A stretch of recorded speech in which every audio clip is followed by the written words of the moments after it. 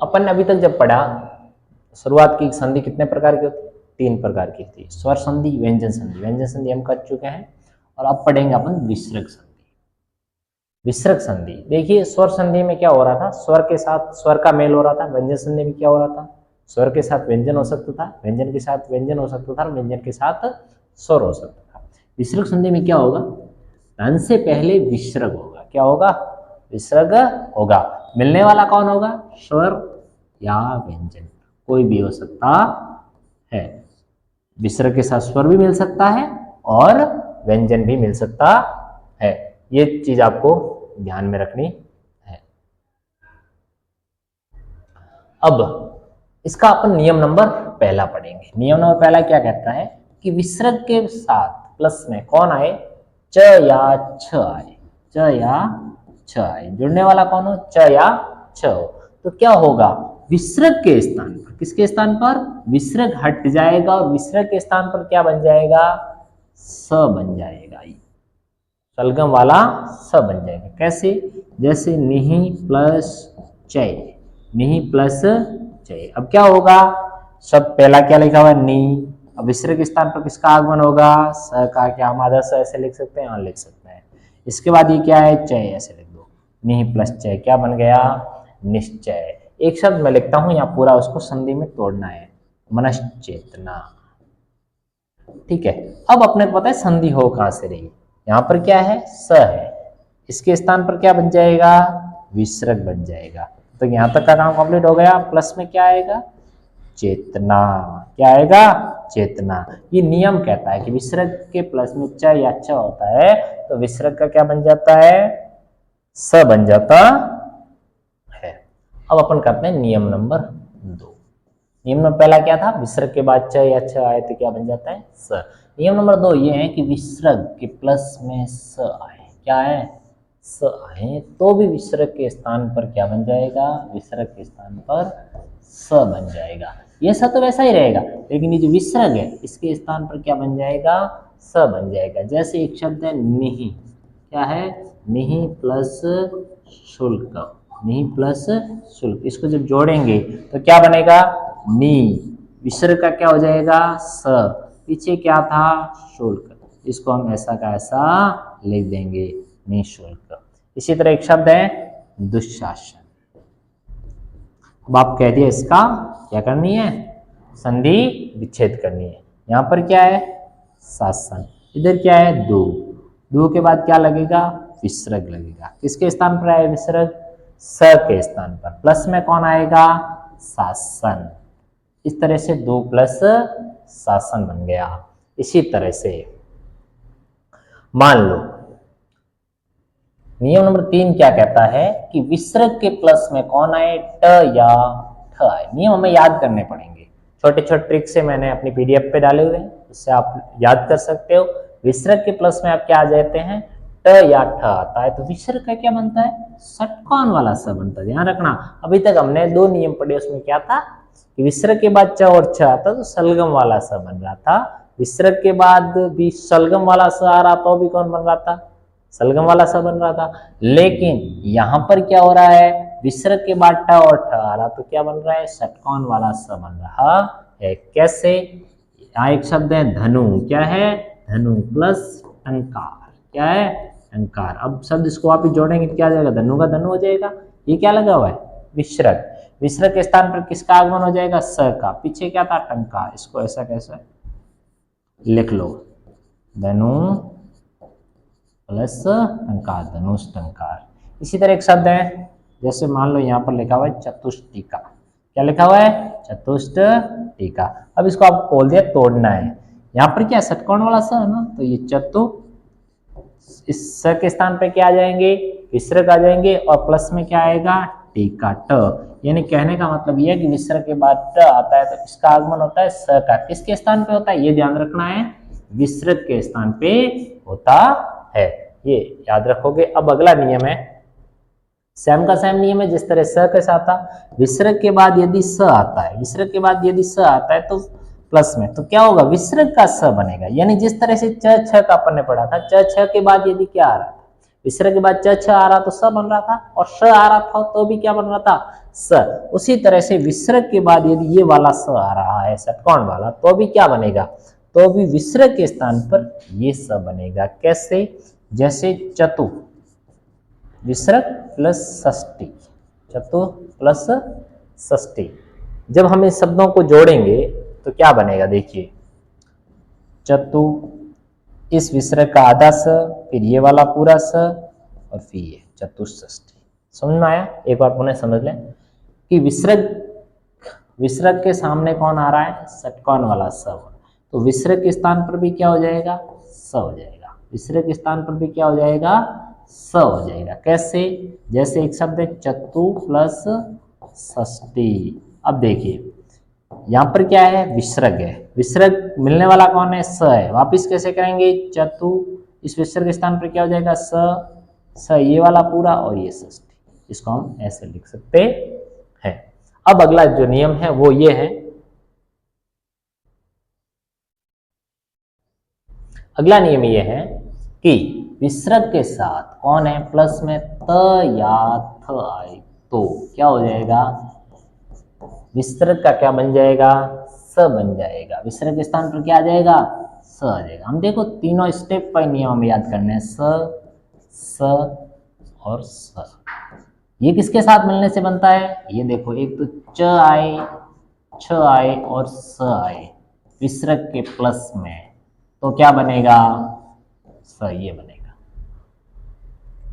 ये किसके साथ मिलने से बनता है, ये यदि ट आए, ठ आए और स आए तो विसर्ग के स्थान पे क्या बनेगा, षटकोण वाला स बनेगा। अब अगला जो नियम अपना यह है कि त थ के पहले क्या है, विसर्ग है, तो विसर्ग के स्थान पे क्या हो जाएगा, स हो जाएगा। जैसे एक शब्द है निहि प्लस ताप, मिलने वाला कौन है, त, इधर क्या है, विसर्ग, किसका आगमन होगा, विसर्ग के स्थान पे स हो गया, निस्ताप।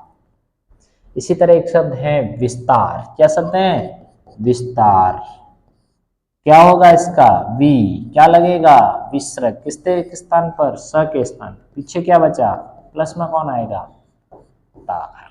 इसी तरह से सेम का सेम नियम है ये कि विसर्ग के बाद क्या आ जाएगा, स आएगा तो भी क्या बनेगा, स बनेगा। यानी विसर्ग के प्लस में क्या आएगा, स आएगा तो भी क्या बनेगा, स बनेगा।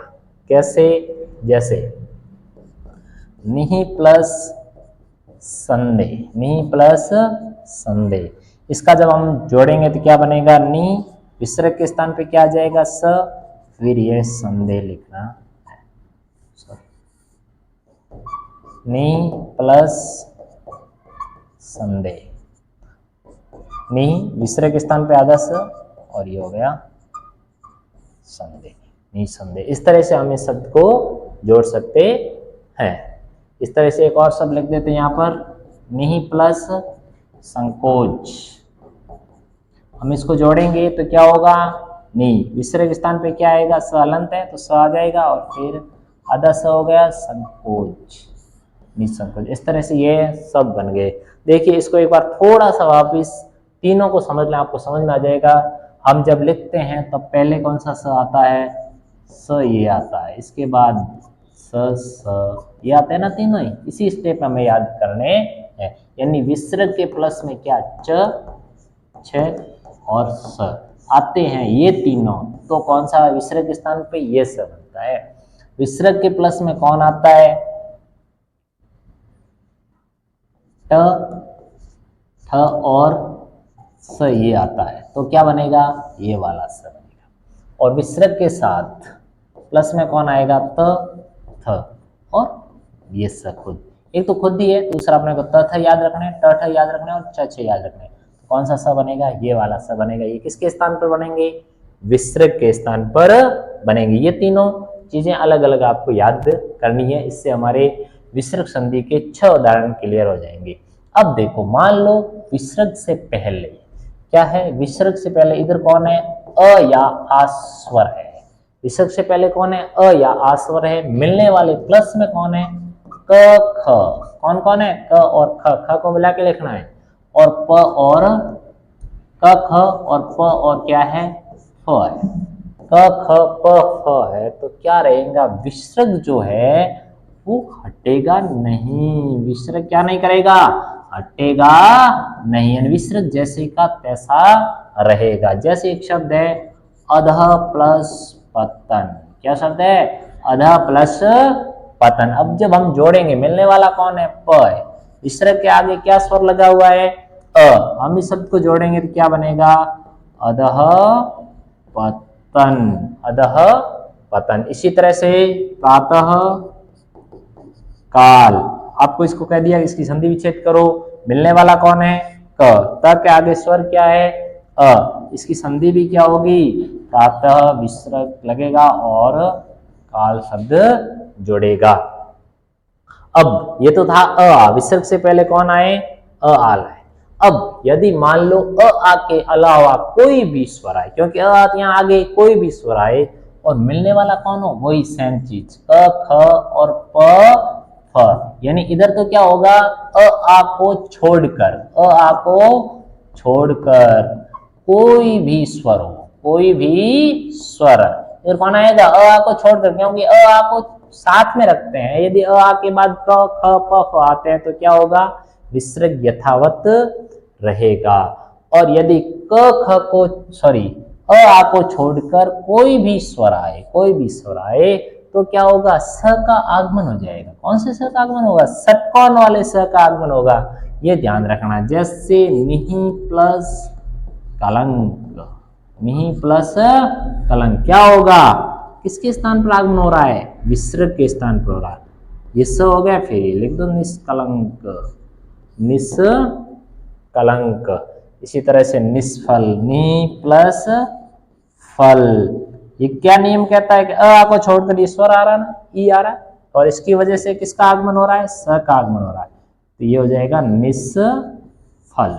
लेकिन आगमन किसका हो रहा है, षटकोण वाले स का हो रहा है। अब अपन पढ़ेंगे नियम नंबर 9।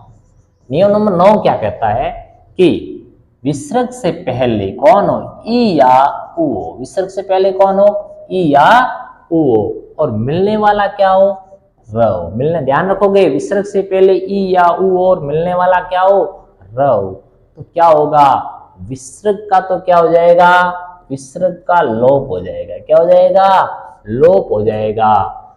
और जो ये ई और उ की जो मात्रा है वो किस में बदल जाएगी, ई या उ में बदल जाएगी, यानी मात्रा जो है वो बड़े रूप में बदल जाएगी। क्या होगा, ध्यान रखना, ई और उ हो, उसके बाद क्या लगाओ, विसर्ग लगाओ, मिलने वाला कौन हो, र हो, तो विसर्ग का क्या होगा, लोप तो हो गई, मिलेगा तो। लेकिन ये जो ई और उ है वो किस में बदल जाएंगे, अपने ही वर्ण के बड़े में बदल जाएंगे।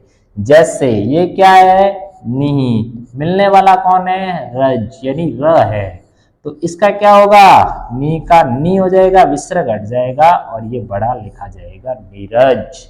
ये भी कई बार परीक्षा में पूछा जाता है, जैसे दुहु धन, जैसे आपको पूछ लिया, ये लिखा हुआ आ गया सब दुराज, यदि विसर्ग बगैर यदि हम लिखते हैं तो दुराज ये शुद्ध लिखा जाएगा, लेकिन इसकी जब हम संधि करेंगे तो क्या होगा, दू, दू छोटा होगा।